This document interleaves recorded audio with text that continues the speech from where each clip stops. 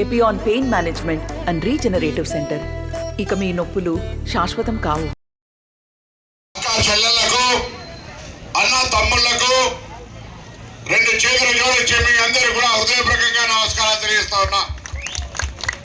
Karimnagar parliament అభ్యర్థిగా మన మాజీ శాసనసభ్యులు జయపతిరావు గారి కుమారుడు వెలిచాల రాజేంద్రరావు గారి కాంగ్రెస్ పార్టీ అభ్యర్థిగా మీ అందరికీ రెండు చేతులు జోడించి మీ ఆశీర్వచనం గురించి చర్చ ముందు నిల్చున్నాడు. మొన్ననే మీ ఆశీర్వచనంతో 30,000 పైన మెజార్టీతో శాసనసభ్యుడిగా గెలిచినటువంటి మానకొండూరు డాక్టర్ కవ్వంపల్లి సత్యనారాయణ గారు మీ ముందుకు వచ్చినాం. మేమంతా మీకు ఒకటి, మీ అందరి ఆశీర్వచనం కాంగ్రెస్ పార్టీ మీద ఉండాలి. మొన్న మీరు ఏ విధంగా అయితే ఈ రాష్ట్ర ప్రభుత్వాన్ని నియంతృత్వం నుంచి ఈ భారతదేశంలో నియంత్రణ వివరిస్తున్నటువంటి నరేంద్ర మోడీ ప్రభుత్వానికి వ్యతిరేకంగా మానవతావాదైనటువంటి రాహుల్ గాంధీ గారి నాయకత్వాన్ని బలపరచాల్సిందిగా కోరుతున్నా. ఇవాళ ఇంతకుముందు అక్కడ వీడియో చూసిన కరీంనగర్ లో బండి సంజయ్ నామినేషన్ చేసుకుంటా భారతీయ జనతా పార్టీ కార్యకర్తల్ని ప్రజలను ఓట్లు అడుగుతలేడు. ఆయన ప్రసంగంలో చెప్తా ఉన్నాడు, కాంగ్రెస్ పార్టీ కార్యకర్తలకు టిఆర్ఎస్ పార్టీ కార్యకర్తలారా నన్ను బలపరచమని అడుగుతా ఉన్నాడు. రాజేంద్రరావు ఎవరు అని అడుగుతా ఉన్నాడు. 2019 కంటే ముందు మీరు కూడా ఒక కార్పొరేటర్ కదా బండి సంజయ్ గారు. నేను 2009 నుంచి 14 ఎంపీ దాకున్నప్పుడు నాతో మున్సిపల్ సమావేశాలు పాల్గొందు కదా. ఇలా రాజేంద్రరావు తండ్రి జగపతిరావు నీకు తెలియకపోతే అది నీ కర్మనా ఆయన కర్మ. ఇలా కనీసం ఇలా మొలక మాట మాట్లాడుతూ ఉన్నాడు. IPL cricket match team captain Narendra Modi అట, కింద టీం లేదు. ఏక్ సుల్తా నరేంద్ర మోడీ తప్ప, నరేంద్ర మోడీ అమిత్ షా తప్ప ఇంకొక నాయకుడు భారతీయ జనతా పార్టీ లేడు. ఇలా టీం అంటే 12 మంది ఉండాలి కనీసం. అదే కాంగ్రెస్ పార్టీ ఇలా భారత్ ఇండియా పార్టీ కూటమి పేరు మీద కెప్టెన్ గా రాహుల్ గాంధీ గారు దేశవ్యాప్తంగా ప్రజాస్వామ్యాన్ని కాపాడాలి తిరుగుతా ఉంటుంటే టీం లేనటువంటి ఆయన ఐపీఎల్ కెప్టెన్ అట, కాంగ్రెస్ కెప్టెన్ అని అడుగుతారు. సరే ఎట్లా ఎవరి ముఖం ఎక్కడ పోయినా 5 ఏళ్ల మానకొండూరు నియోజకవర్గానికి ఈ తెలంగాణ రాష్ట్రానికి భారతీయ జనతా పార్టీ ప్రభుత్వం 10 ఏళ్ళ అధికారంలో ఉంటే ఏం చేసినావు చెప్పు అంటే నేనెందుకు చేయలే. 400 సిలిండర్ 1200 చేసిన కదా, 60 రూపాయల పెట్రోల్ 120 చేసిన కదా, పప్పు ధర 80 180 చేసిన కదా అని చెప్పుకోవడం తప్ప మీరు ఏం చేసిరు ఏం చెప్పగలుగుతారని అడుగుతాను. ఒక్క మాట అమలు చేస్తుంటే చూపెట్టండి. ఇప్పుడు కూడా భవిష్యత్తులో తప్పకుండా ఆగస్టు 15 వరకు కాంగ్రెస్ పార్టీ ప్రకటించిన విధంగా రైతులకు 2 లక్షల రూపాయల రుణమాఫీ చేస్తామని మాట్లాడే సందర్భంగా వరి పండించినటువంటి రైతులందరికీ 500 రూపాయల బోనస్ ఇస్తా ఉన్నాం. వానాకాలం పంటతోటి 500 రూపాయల బోనస్ ఇస్తాం.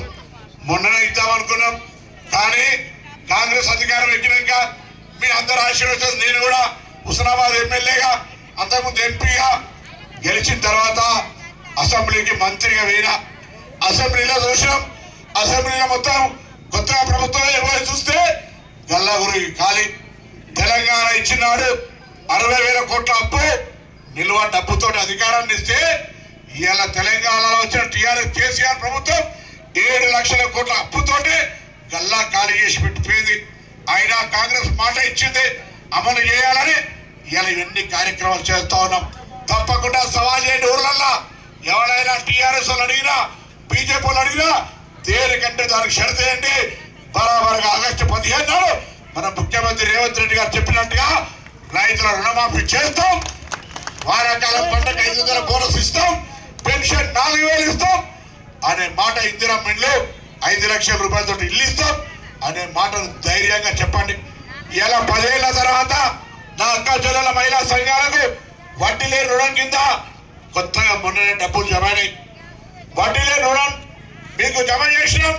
భవిష్యత్తులో ప్రతి మహిళ కూడా మహిళా సంఘం కిందకి తీసుకొచ్చి వాళ్ళకి ఆర్థికంగా ఎదగడానికి కూడా కాంగ్రెస్ పార్టీ సహకారం చేస్తారని మాట సందర్భంగా మనం చూస్తాను. దయచేసి ఒక్కటే వాళ్ళకి ఏం చేసిరో చెప్పుకొని వాళ్ళకి బస్సుకు ఇచ్చినాం, 500 సిలిండర్ ఇచ్చినాం, ఇంకోటి చెప్పుకునే అది లేదు.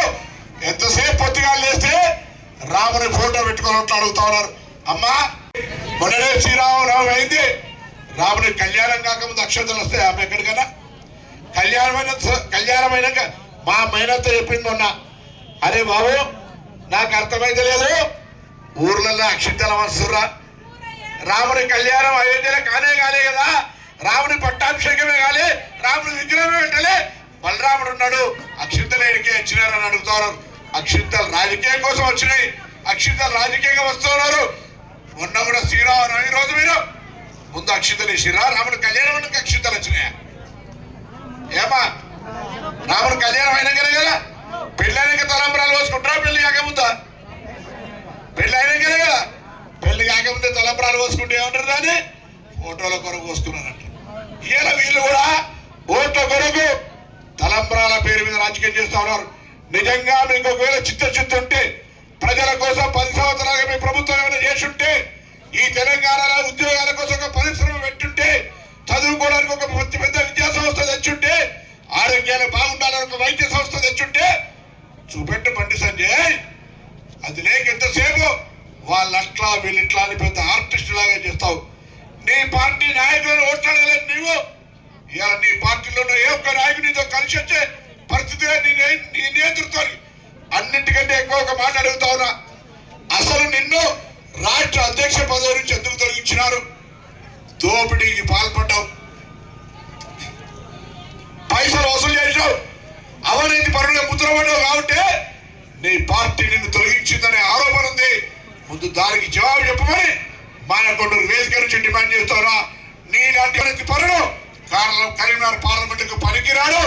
గతంలో పార్లమెంటు సభ్యులుగా పనిచేసాడు, కరీంనగర్ పార్లమెంటు గౌరవాన్ని కాపాడిండ్రు, కరీంనగర్ పార్లమెంట్ గొంతులు వినిపించారు. కానీ నీలాగా దొంగ సర్టిఫికెట్లు పెట్టి చదువు రాక భాష రాకని భాష గురించి ఇష్టపడతలే. కానీ ఇక్కడంటే తెలుగులో మాట్లాడచ్చు, కానీ ఢిల్లీ పోతే అక్కడ ఉన్న తెలుగు రాదు. సమస్య అందుకే మన పార్లమెంటులో ఎక్కడ కూడా కరీంనగర్ పేరు రాలేదు. అందుకే దయచేసి అమ్మా ఒక్కసారి ఆలోచన చేయండి. కరీంనగర్ పార్లమెంటుగా చదువుకున్నటువంటి వ్యక్తి ఆనాడు జగపతిరావు గారుగా ఈ మానకొండూరు కరీంనగర్ నియోజకవర్గంలో ఉన్నప్పుడు ఏ విధంగా సేవ చేసిండో తప్పకుండా కాంగ్రెస్ పార్టీ అభ్యర్థిగా డాక్టర్ కల్వంపల్లి సత్యనారాయణ గారు ఒకవైపు, నేను ఒకవైపు, ఆది శ్రీనివాస్ ఒకవైపు, మేడిపల్లి సత్యయ్య గారు ఒకవైపు, అక్కడ ప్రణవ్ గారు, ఇక్కడ శ్రీనివాస్ గారు, అక్కడ మహేందర్ రెడ్డి గారు, అదేవిధంగా మాజీ శాసనసభ్యులు ఆరపల్లి మోహన్ గారు, సత్యనారాయణ గౌడ్ గారు, ప్రవీణ్ రెడ్డి గారు, అందరం కూడా కలిసి అలా రాజేంద్రరావు క్యాండిడేచర్ ను కాంగ్రెస్ పార్టీ నిర్ణయం చేసింది. దయచేసి మీ అందరూ కార్యకర్తలు ఊర్లలో ధైర్యంగా చెప్పండి, మనం పనిచేసిన వాళ్ళం 10 ఏళ్ల బీజేపీ టీఆర్ఎస్ మనకేం చేసిందో తెలుసు. అవన్నీ కూడా దయచేసి చెప్పి కాంగ్రెస్ పార్టీ అభ్యర్థిని గెలిపించేలా క్షేత్రస్థాయిలో పనిచేయమని కోరుతూ మీ అందరు తప్పకుండా కాంగ్రెస్ పార్టీ అభ్యర్థి రాజేంద్రరావు ఆశీర్వించాల్సిందిగా మీ అందరు కోరుతూ నమస్కారం చెప్తూ సెలవు తీసుకుంటా ఉన్నాను. నమస్తే అండి. ఇది వ్యాపారం గురించి కాదు, ఓటు గురించి. ఎన్నికల్లో ఓటు వేయడం మన హక్కు మాత్రమే కాదు, కర్తవ్యం. ఎంతో మంది మహా నేతలు శ్రమించి ప్రాణత్యాగం చేసి ఈ అవకాశాన్ని మనకిప్పించారు. అందరూ ఓటు వేద్దాం. ఎందుకంటే ఓటు హక్కు ఊరికే రాదు. నా ఓటు ఎవరికో తెలుసా? అది సీక్రెట్ అండి.